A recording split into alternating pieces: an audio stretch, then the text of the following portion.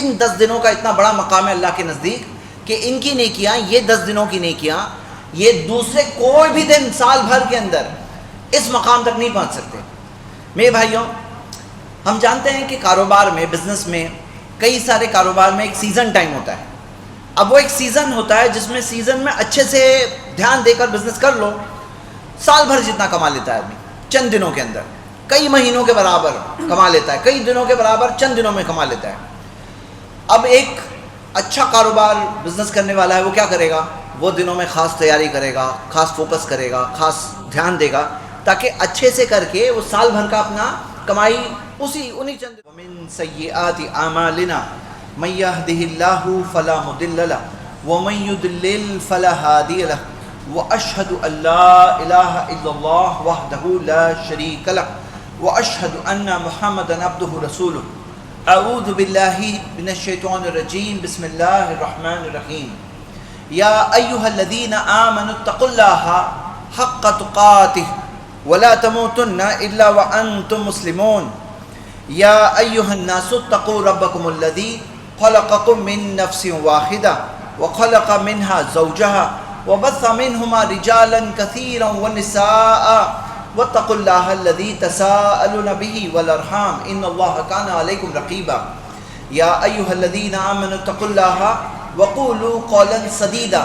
يصلح لكم أعمالكم ويغفر لكم ذنوبكم ومن يطع الله ورسوله فقد فاز فوزا عظيما أما بعد فإن أصدق الحديث كتاب الله وخير الهدي هدي محمد صلى الله عليه وسلم وشر الأمور محدثاتها وكل محدثة بدعة وكل بدعة ضلالة وكل ضلالة في النار وقال تعالى في كلامه المجيد يا أيها الذين آمنوا ادخلوا في السلم كافة ولا تتبعوا خطوات الشيطان إنه لكم عدو مبين رب اشرح لي صدري ويسر لي أمري واحلل عقدۃ من لسانی یفقہوا قولی۔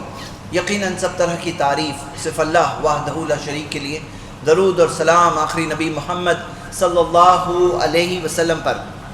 میرے بھائیوں، کیا ہم سب جانتے ہیں کہ یہ جو دن جو چل رہے ہیں ابھی، ذی الحجہ کا مہینہ جب شروع ہوا، جو اسلامک کیلنڈر کا 12واں مہینہ ہے، اور 12 مہینوں میں سے 4 مہینے ایسے ہوتے ہیں، 4 جو حرمت والے مہینے ہیں، مطلب جن مہینوں کا خاص مقام اور خاص اہمیت ہے۔ وہ کون سے 4 مہینے ہیں؟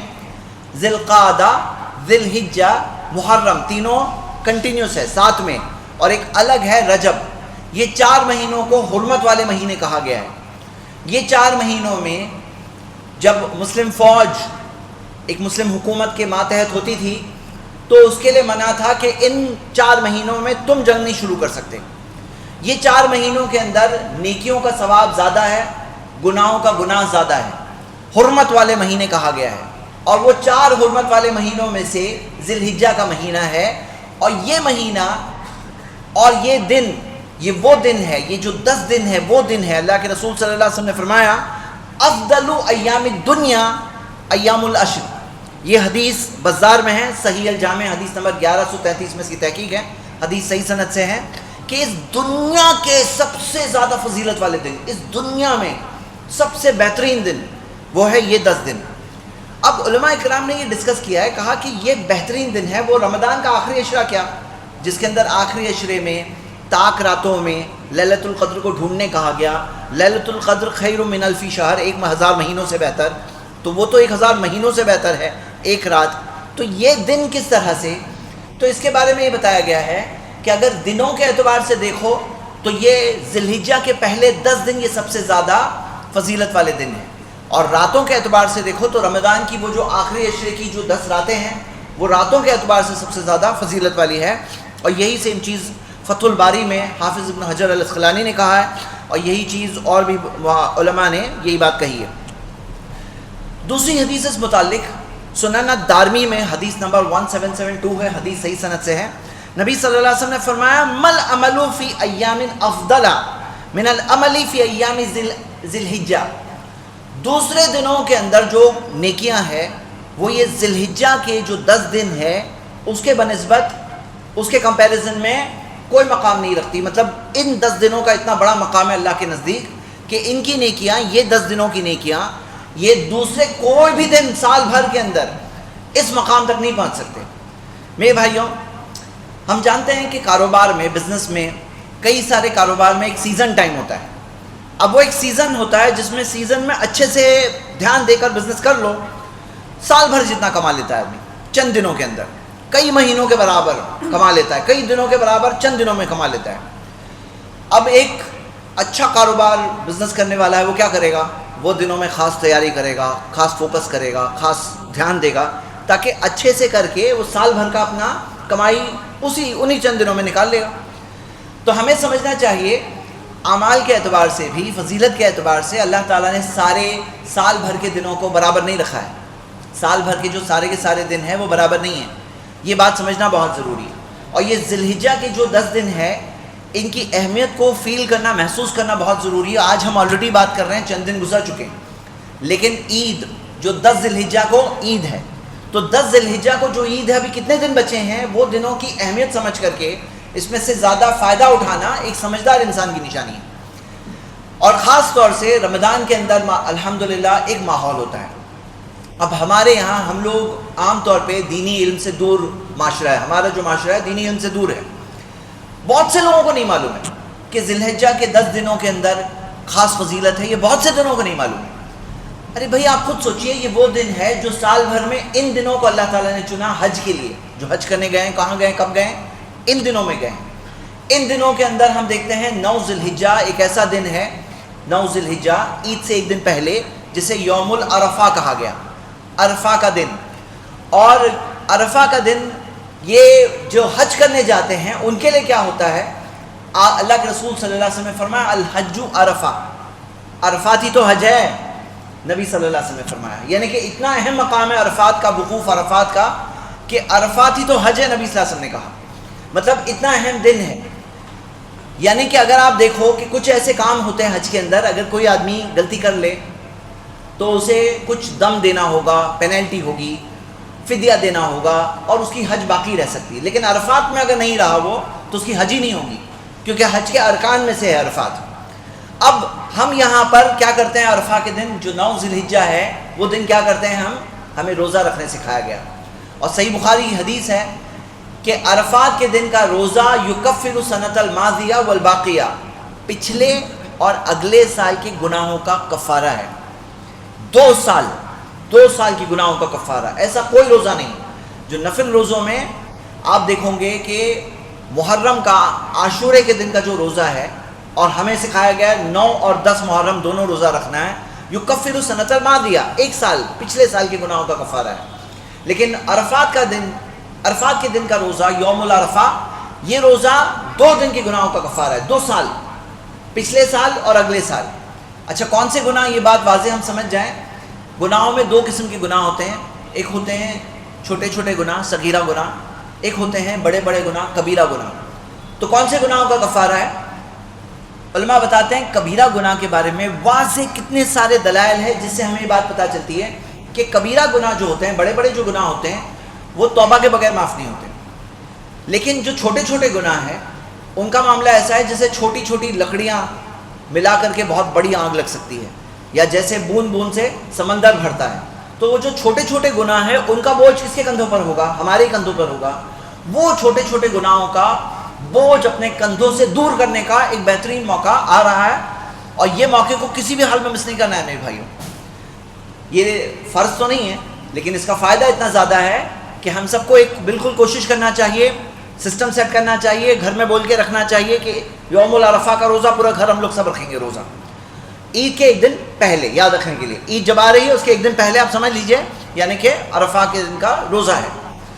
تو یہ وہ دن ہے جن میں روزے بھی آ رہے ہیں، جن میں حج بھی آ رہی ہے، اور جن میں ہم دیکھ رہے ہیں کہ ہم 10ویں دن کو کیا کرتے ہیں؟ قربانی۔ اور جو قربانی ہے اس کے اندر ہمیں سمجھنا چاہیے ان دنوں میں آدمی جانور خریدتا ہے، انہیں کھانا کھلا کر کے موٹا بنانے کی کوشش کرتا ہے، ایک اچھی قربانی اللہ تعالیٰ کے لیے دینے کی کوشش کرتا ہے۔ اور یہ سمجھنا چاہیے یہ جو قربانی ہے جو ہم دے رہے ہیں کس کے لیے ہے؟ اللہ کے لیے ہے۔ اس کے اندر ہماری نیت ہو خالص کہ ہم اللہ تعالیٰ کے لیے کر رہے ہیں، اور اللہ سبحانہ و تعالیٰ کے لیے ہم جانور کو ذبح کرتے ہیں، اللہ سبحانہ و تعالیٰ کے لیے یہ قربانی پیش کرتے ہیں۔ یہ قربانی کے اندر کھانا کس کے لیے ہے؟ وہ گوشت کس کے لیے ہے؟ اللہ تعالیٰ نے فرمایا کہ خود بھی کھاؤ اور مسکینوں کو بھی کھلاؤ. تو ہم دیکھتے ہیں کہ اس کے اندر گوشت میں خود کے لیے بھی ہے، غریب مسکینوں کے لیے بھی ہے، رشتہ داروں کو بھی دیں گے، اور اس کا بہت بڑا فائدہ ہے. بعض لوگ آج اعتراض اٹھاتے ہیں، کہتے ہیں کہ مسلمان اس طرح سے جانور کو ذبح کرتے ہیں اپنی قربانی کے لیے. آپ دیکھو سب سے اچھا جو غذا، سب سے اچھی غذا، آج سائنس ہم لوگوں کو بتاتا ہے کہ سب سے اچھے جو پروٹینز ہوتے ہیں وہ کس میں ہوتے ہیں؟ گوشت میں ہوتے ہیں، سب سے اچھے پروٹینز. اگر سوچو کہ مثال کے طور پہ کوئی اپنے تیوہار کے دن اگر مٹھائی لے کے سب کو مٹھائی کھلائے تو کوئی غلط کہے گا؟ کوئی کہے گا کہ بھئی مٹھائی کھلا رہے تو کوئی غلط کام کر رہا ہے؟ سب کہیں گے نا ارے اچھا ہے مٹھائی کھلا رہے ہو. ہم مٹھائی سے اچھی چیز کھلا رہے ہیں. سب سے اچھی غذا جو ہے خود بھی کھاتے ہیں، غریبوں کو کھلاتے ہیں، رشتہ داروں کو دیتے ہیں، دوستوں کو دیتے ہیں، پڑوسیوں کو دیتے ہیں. اور آج کی زندگی کے اندر ایسا ہو گیا ہے کہ لوگ اس طرح سے الگ ہو گئے ہیں، رشتہ داری لوگوں کی جڑی ہوئی نہیں ہوتی ہے. سال میں عید ایک بہانہ ہو جاتی ہے جس کے اندر آپ جب گوشت بھیجتے ہو تو ایک دل میں محبت پیدا ہوتی ہے. نبی صلی اللہ علیہ وسلم نے فرمایا تحابو، ہدیہ دو، محبت بڑھے گی. اور یہ جو رشتہ داریاں جو ہے یہ کس نے قائم کی؟ اللہ تعالیٰ نے. صلہ جو رشتہ داری ہے وہ اللہ تعالیٰ نے جوڑے، اور صلہ رحمی کرنے ہمیں سکھایا گیا کہ اس سے رشتے کو جوڑ کے رکھیے. آج آپ دیکھیے کتنے سارے جو ڈپریشن ہو رہا ہے لوگوں کو، کیوں ہو رہا ہے؟ کیونکہ رشتہ داریاں ختم ہو گئی ہیں. کتنے سارے لوگ جو پریشان ہو جاتے ہیں اپنے خود کے پرابلم سے. کئی بار ایسا ہوتا ہے کہ گھر میں میاں بیوی میں جھگڑے ہو جاتے ہیں. پہلے ایسا ہوتا تھا کہ بڑے ہوتے تھے، آ کر کے بیٹھ کر کے سلجھا دیتے تھے مسئلہ. لیکن آج کیا ہو گیا ہے کہ رشتہ داریاں دور ہونے کی وجہ سے یہ فائدے جو ہوتے ہیں جو رشتوں کے اندر، کہ کوئی یتیم ہو گیا، رشتہ داری میں کوئی بھی یتیم ہو گیا تو اتنے سارے رشتہ دار ہوتے ہیں کہ بھئی ہم لوگ خیال رکھ دیں گے، کوئی فکر کی بات نہیں ہے. کوئی پریشانی میں آ گیا تو سب لوگ ساتھ کھڑے ہو جائیں گے کہ ہم لوگ ہیں تمہارے ساتھ. لیکن آج ایسا نہیں ہو رہا ہے. تو یہ ایک عید ایک موقع ہوتی ہے جس کے اندر ہمارے رشتے جڑتے ہیں، الحمدللہ دلوں کو خوشی ملتی ہے. ہاں، یہ بہترین عبادت ہے. جان اللہ تعالیٰ نے دی، اور وہ جان جو ہم جائز کھانے کی ضرورت کے لیے، یہاں ضائع نہیں ہوتا ہے. جیسے بعض جگہوں پہ دودھ بہا دیا جاتا ہے، وہ دودھ کہاں جا رہا ہے؟ ضائع ہو جاتا ہے، ویسٹ. ہمارے یہاں کچھ بھی ضائع نہیں ہوتا ہے. وہ جانور جو ہے، جانور کا گوشت کچھ ضائع ہوتا ہے، کچھ بھی ضائع نہیں ہوتا ہے. چمڑا وغیرہ جو بھی ہو، سب چیز کا استعمال کرنے ہمیں سکھایا گیا ہے. تو ہم کیا دیکھتے ہیں میرے بھائیوں، یہ موسم ابھی چل رہا ہے اور آدمی جب پیسے دیتا ہے نا وہ خرچہ کرتا ہے. ہاں ایسا ہوتا ہے کہ وہ جانور کی قیمت بڑھ جاتی ہے. یہ سیزن میں، قربانی کی سیزن میں وہی جانور کی قیمت بڑھ جاتی ہے. لیکن اصل چیز کیا ہے اس کے اندر؟ اصل چیز ہے قربانی کا جذبہ. آج معاشرے میں کتنے سارے ایسے لوگ ہیں جن کو صحیح کیا غلط کیا دیکھنے میں کوئی انٹرسٹ نہیں ہے.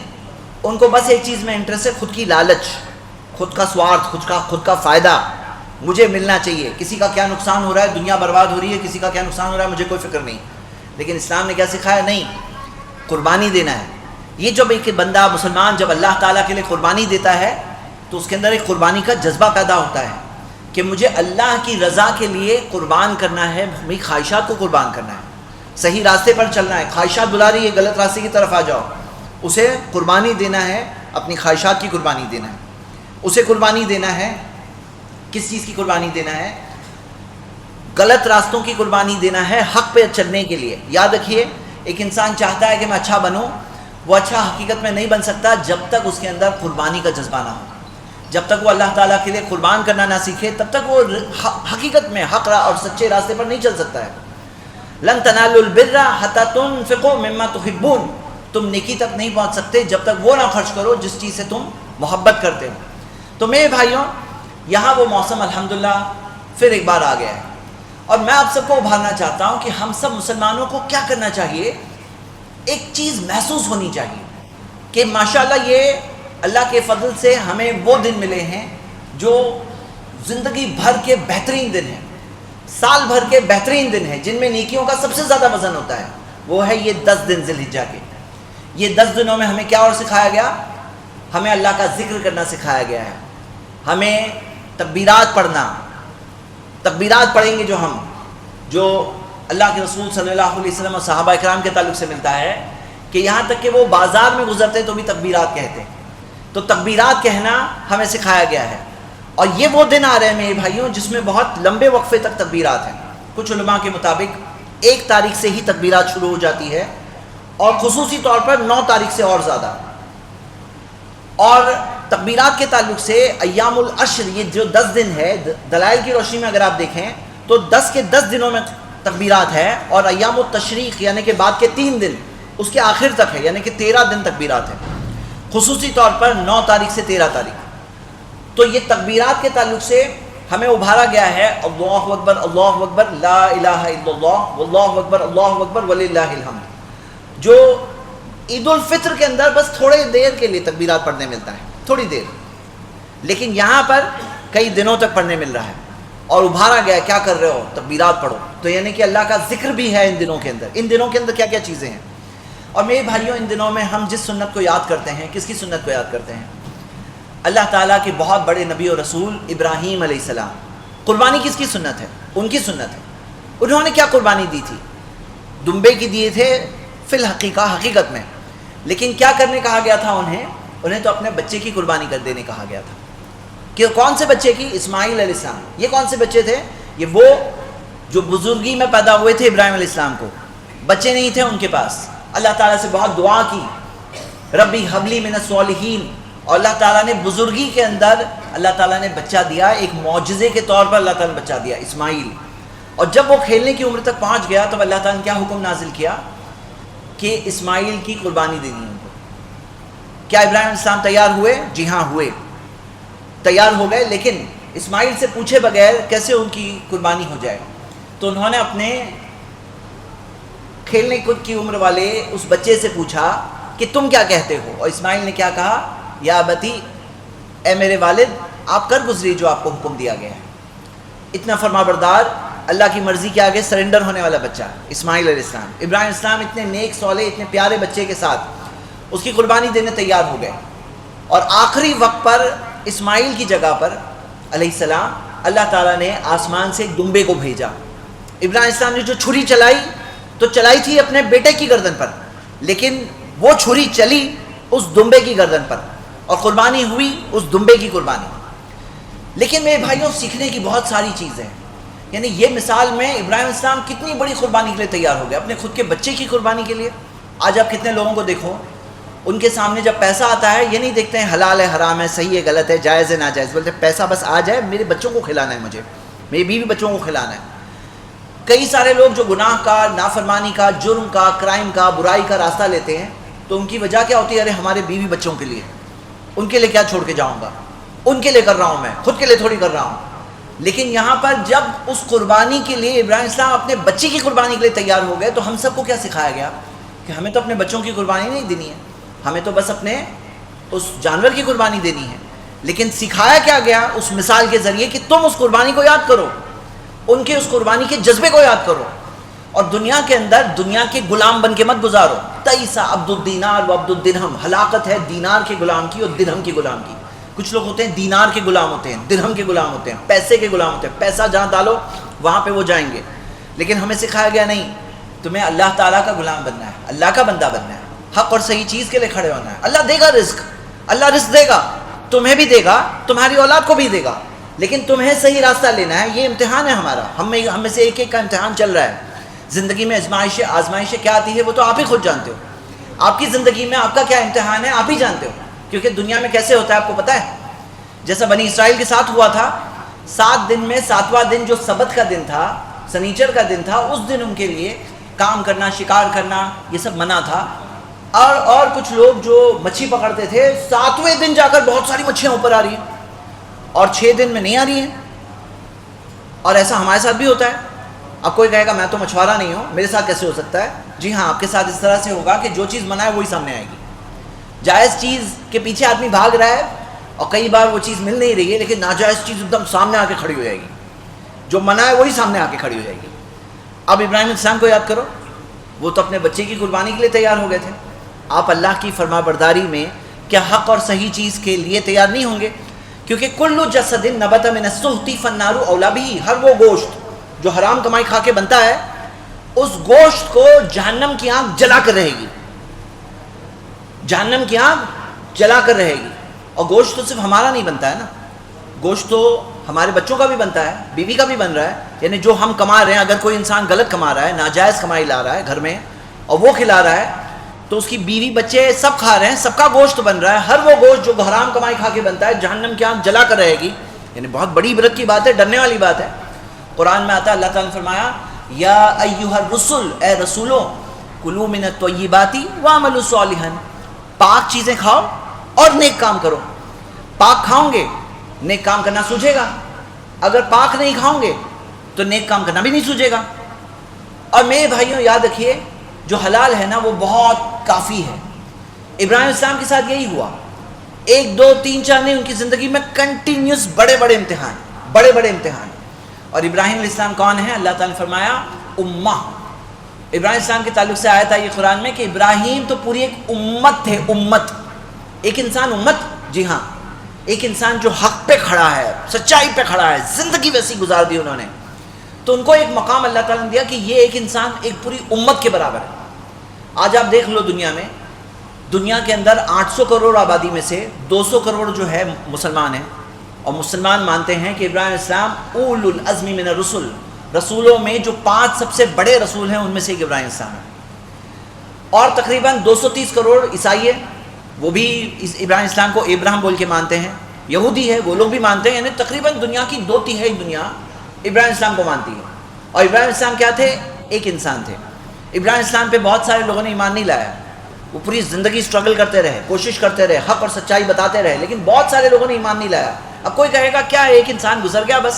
نہیں, وہ ایک انسان کو اللہ تعالیٰ نے پوری ان کے ذریعے امتوں کو کھڑا کر دیا. ان کے ذریعے بہت سارے نیک صالحین آئے, سپر پاور آئے. سلیمان السلام کے ٹائم پہ دیکھو گے تو سلیمان السلام جو بنی اسرائیل میں سے تھے, لیکن وہ ٹائم پہ ان کو اتنا غلبہ دیا گیا کہ پوری دنیا پہ ان کو غلبہ دیا گیا. سپر پاور تھے اس زمانے کے. ابراہیم السلام کی نسل میں سے, داؤد علیہ السلام ان کی ابراہیم السلام کی نسل میں سے, محمد صلی اللہ علیہ وسلم ابراہیم السلام کی نسل میں سے. کہ تقریباً اس وقت کی آدھی دنیا پر مسلمانوں نے حکومت کی. اس وقت کی آدھی نون دنیا, نون ورلڈ, جتنی دنیا اس وقت پہ جانی جاتی تھی. تو آپ دیکھو گے کہ یہ کیسے, یہ ایک ابراہیم علیہ السلام جو سچائی پہ کھڑے تھے, حق پر کھڑے تھے, اور حق کو انہوں نے کمپرومائز نہیں کیا. یعنی آپ ان کی قربانی کا جذبہ دیکھو, خود کے بچے کی قربانی. اس سے پہلے دیکھو گے ابراہیم السلام کو حکم دیا گیا کہ اپنی بیوی اور اس بچے کو, اسماعیل علیہ السلام کو ہی ریگستان میں چھوڑ کر آؤ. اب کتنا مشکل امتحان, ریگستان میں کیسے چھوڑ کے آؤں؟ لیکن اللہ نے جب حکم دیا ہے تو اللہ انتظام کرے گا ہی کرے گا, اس میں سوال ہی نہیں کہ اللہ نہیں کرے گا. ابراہیم السلام تیار ہو گئے, اپنی بیوی ہاجرہ علیہ السلام اور ان کے بیٹے اسماعیل علیہ السلام دونوں کو لے گئے, ریگستان میں گئے, چھوڑے, پلٹ کر کے جانے لگے. ان کی بیوی نے آخر میں پوچھا کہ کیا اللہ کے حکم کے تحت کر رہے ہو؟ تو انہوں نے کہا ہاں. تو ابراہیم السلام کی بیوی ہاجرہ علیہ السلام, ان کی تربیت بھی کرنے والے کون؟ ابراہیم السلام. انہوں نے کہا تو پھر اللہ ہمیں ضائع نہیں کرے گا, اللہ ہمیں ضائع نہیں کرے گا. اب ہاجرہ علیہ السلام ریگستان میں ہے اسماعیل علیہ السلام کے ساتھ, اور ان دنوں میں جو لوگ حج کرنے جا رہے ہیں, عمرہ کرتے ہیں, اور حج کے دوران جو سعی کرتے ہیں, عمرہ کے اندر بھی کرنا ہوتا ہے, حج کے دوران بھی کرنا ہوتا ہے, 2 بار 7 چکر. کہاں سے کہاں؟ صفا سے مروہ, مروہ سے صفا, صفا سے مروہ, مروہ سے صفا, ایسا ٹوٹل 7. صفا سے شروعات, مروہ میں ختم. کس کی سنت پہ عمل کر رہے ہیں؟ ہاجرہ علیہ السلام. کیونکہ ہاجرہ علیہ السلام چھوٹے بیبی اسماعیل کے ساتھ میں جب ریگستان میں ہیں, ان کا بھی وہی قربانی کا جذبہ. لیکن جب پیاس لگنے لگی, پانی کی ضرورت ہے, اور پتہ ہے کہ ریگستان میں اگر پانی نہیں ملے گا تو کیا ہوگا؟ گئے. پھر کون بچ سکتا ہے ریگستان میں؟ سوچو, کوئی سایہ بھی نہیں تھا وہاں پر. غیر ذی زرع, ابراہیم السلام نے کہا میں نے اپنی اولاد, اپنے بچے کو وہاں پر, اپنے فیملی کو وہاں پر ایسی وادی میں بسایا ہو, غیر ذی زرع, جس میں کوئی, ہم دیکھتے ہیں کہ کوئی پیڑ, کوئی چیز بھی نہیں, بالکل سوکھی ہوئی وادی. اب حاجرہ علیہ السلام نے کیا کہا؟ اللہ کا وعدہ تھا کہ نہیں تھا؟ بالکل تھا. رزق دینے والا کون ہے؟ اللہ ہے. اللہ کے حکم سے وہاں آئے تھے. اللہ کیا جانے دے گا؟ ضائع کر دے گا؟ نہیں. لیکن حاجرہ علیہ السلام نے کیا کیا؟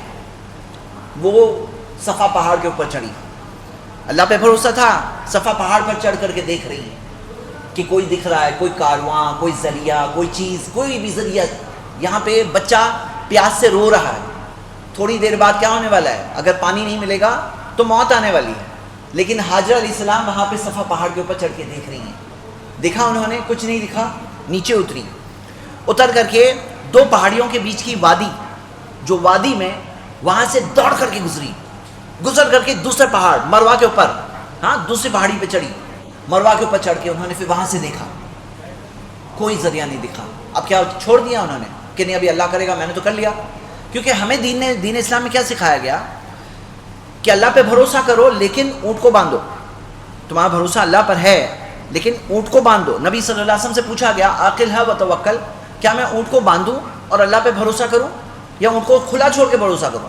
او اتقوا و توکل، نبی صلی اللہ علیہ وسلم نے کہا عاقل ہے و توکل، کہ اونٹ کو باندھو اور بھروسہ اللہ پر کرو. صحیح حدیث میں آتا ہے. تو اب وہی چیز کر رہی ہیں حجرہ علیہ السلام، مروا سے اتر کر کے پھر سے صفا پہ چڑھ کے دیکھتی ہیں، صفا سے مروا، مروا سے صفا، صفا سے مروا، مروا سے صفا، 7. اور جب 7 پورے ہوئے تب جا کے زمزم کا پانی وہاں سے آیا. جہاں اسماعیل تھے وہاں پہ ان کے پاؤں کے قریب میں جبریل نے آ کر کے کھودا اور وہاں سے زمزم کا چشمہ باہر نکلا. کون سوچ سکتا تھا کہ وہاں پہ وہیں پر چشمہ باہر نکلنے والا ہے. لیکن اللہ تعالیٰ کو وہ حاجرہ علیہ السلام کی ادا پسند آئی.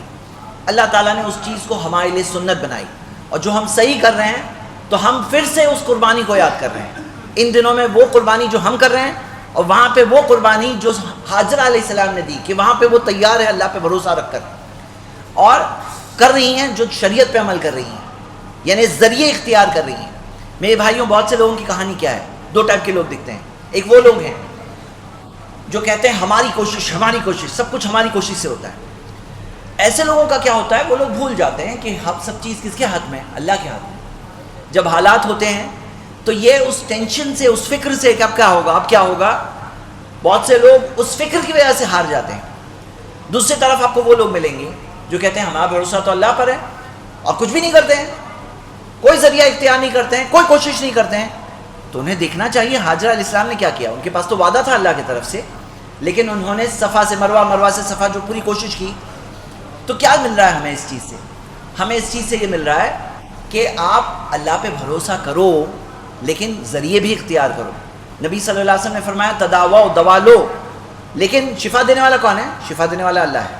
لیکن اللہ شفا دینے والا ہے، اس کا مطلب یہ نہیں کہ آپ کو ڈاکٹر کے پاس نہیں جانا ہے، آپ کو اچھا ایکسپرٹ ایڈوائس نہیں لینی ہے، آپ کو دوا نہیں لینی ہے، آپ کو دوا برابر سے نہیں لینی ہے، آپ کو اپنا پرہیز نہیں کرنا ہے. اللہ پہ بھروسہ کا یہ مطلب نہیں کہ اللہ شفا دے گا. تو میرے بھائیوں، یہ چیز زندگی کے بہت بڑے اہم لیسنز ہیں جو ان دنوں میں ہمیں مل رہے ہیں. زندگی کیسے جینا ہے اس کا طریقہ ہمیں اسلام نے سکھایا کہ آپ ذریعے اختیار کرو گے لیکن ٹینشن نہیں لو گے، آپ اللہ پہ چھوڑو. یہ اللہ پر بھروسہ کرنا یہ دل کی عبادت ہے. ابراہیم اسلام کو کتنا بھروسہ تھا اللہ پر کہ اللہ میری اولاد کو ضائع نہیں کرے گا. جب اللہ نے حکم دیا اپنے بیٹے کی قربانی دو، اتنا بھی تیار ہو گئے. سوچئے. تو ہم یہ دیکھ رہے ہیں کہ یہ دنوں میں ابراہیم علیہ السلام کی مثال ہم سب کے دلوں میں پھر سے زندہ ہونی چاہیے، یاد کرنا چاہیے. ہمیں اس ایک انسان کو یاد کرنا چاہیے. اور ان کے بارے میں آپ کو پتہ ہے شروع کی بات کہ جب انہوں نے وہ بتوں کو توڑا تھا تو ان کے بارے میں جب پوچھا تھا لوگوں نے کہ کون کس نے کیا، تو سمعنا فتن آتا ہے قرآن کے اندر کہ ہم نے سنا ایک نوجوان کو یقال لہ ابراہیم، جنہیں ابراہیم کہا جاتا ہے. تو ان کے بارے میں کیا آیا؟ فتن، نوجوان. سوچئے کہ نوجوانی سے وہ اللہ کی عبادت میں تھے، حق اور سچی اور صحیح بات کے لیے کھڑے تھے. وہ لوگوں کو صحیح اور سچی بات سمجھانے کی کوشش کر رہے تھے. آج جو اتنے سارے کروڑ دنیا میں توحید والے لوگ ہیں، ابراہیم اسلام توحید کے لیے، لا الہ الا اللہ کے لیے اپنی جان تک دینے سے تیار تھے. حق اور صحیح بات لوگوں کو سمجھانے، وہ بھی ایک ظلم والے معاشرے کو، ایک ایسا معاشرہ جو ظلم کرنے والا ہے، ایسے معاشرے کو سمجھانے وہ کس قدر قربانی کے لیے تیار تھے. میرے بھائیوں، آپ دیکھیے اپنے والد صاحب کو سمجھایا، کیا سکھائی دیتا ہے، کیا سیکھتے ہیں ہم لوگ؟ کہ اگر بیٹے کو بات سمجھ میں آئی ہے، اپنے والد کو انہیں بتانا ہے. انہیں نہیں سوچنا ہے کہ میں چھوٹا ہوں، میں کیسے بتا سکتا ہوں. ابراہیم السلام نے ایسے سوچے کیا ابراہیم السلام نے سوچے کہ میں چھوٹا ہوں، میں کیسے بتاؤں میرے ابا کو؟ ان کے ابا تو بت بنایا کرتے تھے، آزر. ابراہیم السلام نے ان سے بات کی، اور کس طرح سے بات کی؟ آپ پڑھیے سورہ مریم، آپ کو ملے گا اس میں کم سے کم 5 بار یا ابتی، یا ابتی. عربی زبان میں ابھی کسے کہتے ہیں؟ اے میرے والد. لیکن ابتی جب کہتے ہیں یعنی کہ بہت ادب، احترام اور پیار سے کہہ رہے ہیں. ابتی یعنی اے میرے والد، ترجمہ وہی ہوگا اے میرے والد، لیکن بہت احترام اور پیار سے. وہ پیار سے اپنے ابا کو بتا رہے ہیں، ادب کے ساتھ بتا رہے ہیں، عزت کے ساتھ بتا رہے ہیں، شفقت کے ساتھ بتا رہے ہیں. اور ہمیں وہی سیکھنے ملا. حق اور سچی بات کو ہر کوئی سمجھنے کی کوشش کرے. ابا کو سمجھ میں آئے تو بچے کو بتائیں گے، بچے کو سمجھ میں آئے تو ابا کو بتائیں گے. ابراہیم السلام وہاں پر اپنے گھر میں دعوت دے رہے ہیں. ابا بہت سخت بات کرتے ہیں ان کو دھمکی دیتے ہیں، ان کو ڈراتے ہیں. کتنے لوگوں کو دیکھو حق بات ان کو سمجھ میں آتی ہے، گھر کے اندر کی جو دھمکی ملتی ہے جیسے ابراہیم السلام کو ملی تھی اسی سے ڈر جاتے ہیں. حق بات کو جانتے ہوئے اس کو نظر انداز کر دیتے ہیں، سائڈ کر دیتے ہیں. اور میرے بھائی یاد رکھو، اگر کوئی حق بات کو، سچی بات کو دیکھے اور دیکھتے ہوئے دیکھنے کے بعد اس کو قبول کرنے سے انکار کر دے، تھوڑے دنوں بعد ایک ایسا وقت آئے گا اسے دکھائی نہیں دے گی وہ. اگر وہ بس اس چیز کو پیٹھ کے پیچھے ڈالتا رہے، نظر انداز کرتے رہے حق اور صحیح بات کو، ایک دن آئے گا دکھائی نہیں دے گا. ابراہیم السلام کھڑے ہیں اپنے والد صاحب کی دھمکیوں سے، انہوں نے وہ ڈرے نہیں بلکہ خیر خواہی کی. دھمکیوں کے جواب میں انہوں نے خیر خواہی کی، یہاں تک کہ اللہ تعالیٰ سے دعا کی. تو ہمیں یہ ملتا ہے ابراہیم علیہ السلام کی مثال سے. آگے بڑھیں. ابراہیم السلام اپنی قوم کے سامنے پیش کر رہے ہیں اور کس قدر سمجھا رہے ہیں. آپ کو مشہور واقعہ معلوم ہوگا جب انہوں نے کہا اپنی قوم سے، کہا کہ یہ جو چاند نکلا ہے یہ ہذا ربی، یہ میرا رب ہے. اور پھر اس کے بعد جب چاند ڈوب گیا تو انہوں نے کہا کہ میں ڈوبنے والے کی عبادت نہیں کرتا. پھر سورج نکلا تو پہلے ستارے سے شروعات ہوئی. ستارہ کہا جاتا ہے اور عربی زبان میں کوکب جو ہے سیارے کو بھی کہتے ہیں. کہا جا رہا ہے یہ جوپیٹر ہے، جوپیٹر جو جوپیٹر ہے سیارہ، اس کے بارے میں ابراہیم السلام نے کہا تھا کہ ہذا ربی، یہ میرا رب ہے. جب وہ ڈوب گیا کہا کہ میں ڈوبنے والے کی عبادت نہیں کرتا. پھر چاند کی طرف دیکھ کے کہا کہ یہ میرا رب ہے. جب چاند ڈوب گیا کہا کہ میں ڈوبنے والے کی عبادت نہیں کرتا. سورج کو دیکھا کہ یہ میرا رب ہے، ہذا اکبر، یہ تو سب سے بڑا ہے. لیکن جب سورج ڈوب گیا تو انہوں نے کہا اے میری قوم، میں یہ سب سے بری ہوں اور میں تو اللہ کی عبادت کرتا ہوں جو ان سب کا بنانے والا ہے. علماء نے ان آیتوں کے بارے میں کہا ہے کہ ابراہیم السلام کیا سچ مچ ان کو پتہ نہیں تھا، کیا سچ مچ ان کی عبادت کر رہے تھے؟ تو علماء نے یہ آیتیں دکھا کر کے، اس کی آگے پیچھے کی آیتیں دکھا کر، ابن کثیر وغیرہ نے وہ کہتے ہیں یہ ان کا دعوت کا اسلوب تھا، سمجھانے کا طریقہ تھا لوگوں کو. اور کیسے سمجھایا کہ سمجھنے والے کو یہاں تو سمجھ میں آ جائے گا کہ جب وہ تینوں کے تعلق سے کرتے ہوئے بتائے اور انہوں نے بتایا کہ میں ڈوبنے والوں کی عبادت نہیں کرتا.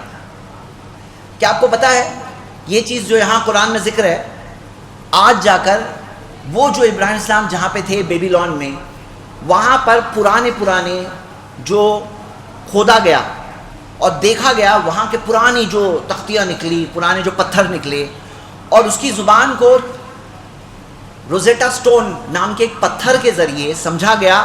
تقریباً 1880 کے قریب ایک روزیٹا سٹون نام کا پتھر ملا جس میں ایک ہی چیز 3 زبانوں میں تھی، جس کے ذریعے وہ جو پرانی جو کارونگز تھی وہ سمجھ میں آنے لگی. اور سمجھ میں جب آیا تو انہوں نے دیکھا کہ وہ لوگ جو تھے 3 معبودوں میں مانتے تھے، سورج، چاند اور جوپیٹر. اور ہم دیکھتے ہیں کہ تینوں، سورج، چاند اور کوکب جو قرآن میں آتا ہے، تو یہ تینوں قرآن میں بہت پہلے سے ذکر ہے، جب وہ زبان کسی کو پتہ نہیں تھی اس زمانے سے. کسے پتہ تھا؟ اللہ کو پتہ تھا. آگے بڑھتے ہیں ہم. ابراہیم السلام نے جو ان کے بتوں کو توڑا جب وہ چلے گئے، اور توڑ کر کے سب سے بڑے کو چھوڑ دیا، اس کے پاس لاٹھی کو کھڑا کر دیا. اور جب لوگوں کو کہا، جب وہ واپس آئے، انہوں نے پکڑ کر کے پوچھا کہ کون باقی تھا، کس نے کیا. جب پتہ چلا ابراہیم، تو کہا کہ اس بڑے والے سے پوچھو، ہاں اس بڑے والے سے پوچھو. تو ان کو سمجھ میں آیا کہ بھئی یہ تو بات نہیں کرتے ہیں، ان کو کیسے پتہ ہو سکتا ہے، یہ کیسے بول سکتے ہیں، بتا سکتے ہیں، یہ کیسے توڑ سکتا ہے، یہ بت کیسے توڑ سکتا ہے. اس سے ایک بات ان سب کو کے سامنے واضح تھی کہ یہ بت نہ فائدہ پہنچا سکتے ہیں نہ نقصان پہنچا سکتے ہیں. لیکن ابراہیم السلام نے بات اتنے زبردست طریقے سے سمجھائی کہ ان سب کو سمجھ میں آئی. لیکن ساتھ میں ایک ان کی جان کے لیے خطرہ تھا. انہوں نے آگ بنائی، بہت بڑی آگ، اور اس آگ میں ابراہیم السلام کو ڈال دیا. ظاہر سی بات ہے ابراہیم السلام جانتے تھے کہ یہاں وہ اکیلے تھے اور جو بھی ہوگا ان کے اوپر ہی ہوگا، کوئی ان کے ساتھ دوسرے نہیں تھے، نہیں تو سب کو ڈال دیا تھا. تو یہ ان کے حالات کے اعتبار سے، ان کی سچویشن کے حساب سے تھا، سمجھانے کے لیے لوگوں کو. لیکن جب آگ میں پہنچے تو بھی ان کا بھروسہ کیا کم تھا. ان کو پتا تھا میرا رب مجھے بچائے گا. اور اللہ تعالیٰ نے حکم دیا کہ اے آگ کونی بردم و سلامہ، بن جا ٹھنڈک والی اور سلامتی والی ابراہیم کے لیے. اس آگ میں سے ابراہیم السلام کو اللہ تعالیٰ نے بچا لیا. اس کے بعد ابراہیم السلام کو ہجرت کر کے جانا پڑا، اور ہجرت کر کے باہر نکلے. اور ابراہیم السلام پہ کس نے ایمان لایا تھا؟ بس فآمن لہ لوط. ان کا جو نواسا تھا، نہیں، ان کا جو بھتیجا تھا، بھتیجے تھے کون؟ لوط علیہ السلام. صرف ابراہیم السلام اور لوط علیہ السلام، صرف 2 ایمان والے. جب وہ شہر چھوڑ کر نکلے، جب وہ باہر نکلے، اب سوچو کہ بہت سارے لوگوں نے نہیں لایا تھا ایمان، لیکن ابراہیم اسلام اپنے ایمان پہ کس قدر جمے ہوئے تھے، کس قدر اللہ تعالیٰ نے ان کے لیے انہیں ایمان دیا تھا، کس قدر کہ اللہ تعالیٰ نے ان کی حفاظت کی، ان کے لیے راستے کھولے. آگے جا کے زندگی میں جو امتحانات ہوئے وہ ہم نے ان کی مثالیں بھی دیکھے. میرے بھائیوں، آج ہمارے سامنے ہماری زندگی ہے اور ہماری زندگی کے امتحان ہیں. میں آپ سب کو ابھار رہا ہوں چند چیزیں جو آج کے خطبے سے ہم کیا کیا سیکھ رہے ہیں، اب ان کو ہم سمیٹ کر کے بس کچھ ذہن میں واپس لاتے ہیں. سب سے پہلی بات، زندگی میں اللہ تعالیٰ مانگتا ہے کہ اس امتحان میں ہمیں اللہ کے لیے قربانی دینی ہے، اور اللہ تعالیٰ کے لیے قربانی دیں گے اللہ تعالیٰ بہترین راستے کھولے گا، وہاں سے راستے کھولے گا جہاں سے ہم سوچ نہیں سکتے ہیں. ایک آدمی سوچتا ہے کہ میں اگر داڑھی رکھوں گا تو میرے جاب میں پرابلم آئے گا. یہ آپ کے ذہن میں ہے. کتنے سارے پرابلمز جو ہوتے ہیں بس ہماری سوچ میں ہوتے ہیں. بھائی ابراہیم السلام تو اپنے بیٹے کی گردن پہ چھری چلا رہے، تیار ہو گئے تھے اتنا، اس حد تک کر لیا انہوں نے. اللہ تعالیٰ نے بیٹے کی جگہ پر دمبا لے آیا. کیا ہم قربانی کے لیے تیار ہیں؟ نہیں تیار ہیں. اللہ تعالیٰ کے لیے قربانی. کتنے سارے لوگ ہیں اس موبائل کے ذریعے فتنوں میں پڑے جاتے ہیں. آج گمراہ کرنے کے لیے یہ ایک موبائل ہی کافی ہو جاتا ہے لوگوں کو. کیا ہم اسے اللہ کے تابع کرنے، اس کے غلام بننے کی جگہ اس کو اپنا غلام بنانے تیار ہیں؟ ہم موبائل کو اپنا غلام بنائیں، موبائل کو کے غلام بن کے زندگی نہ گزاریں. کیا ہم اللہ تعالیٰ کے لیے اپنی خواہشات کی قربانی دینے تیار ہیں؟ کیا ہم نافرمانی جو انسان اپنی خواہشات کے لیے کرتا ہے، کیا انہیں اللہ کے لیے قربان کر دے؟ اللہ کے سامنے کھڑے ہونا ہے میرے بھائیوں. ہمیشہ ہمیشہ کی زندگی آگے ہے، وہ زندگی ہمیں ہی جینا ہے. اگر آج ہم نیک کام کریں گے ہمارا ہی فائدہ ہے، اور اگر ہم گناہ و نافرمانی کا کام کریں گے ہمارا ہی نقصان ہے. کیا ہم تیار ہیں؟